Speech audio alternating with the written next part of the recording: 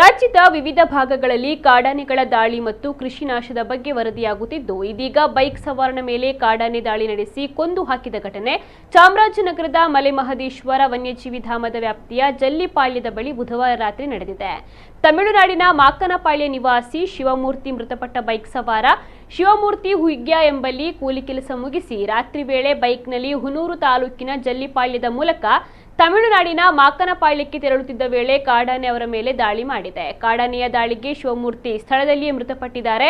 ದಾಳಿ ಮಾಡಿದ ಬಳಿಕ ಇಡೀ ರಾತ್ರಿ ಕಾಡಾನೆ ಹಿಂಡು ಅಲ್ಲೇ ಬೀಡು ಬಿಟ್ಟಿತ್ತು ಎಂದು ಹೇಳಲಾಗ್ತಾ ಇದೆ. ಇಂದು ಬೆಳಿಗ್ಗೆ ಅರಣ್ಯ ಇಲಾಖೆಯ ಸಿಬ್ಬಂದಿ ಗಸ್ತು ಕಾರ್ಯಾಚರಣೆ ನಡೆಸುತ್ತಿದ್ದಾಗ ಪ್ರಕರಣ ಬೆಳಕಿಗೆ ಬಂದಿದೆ.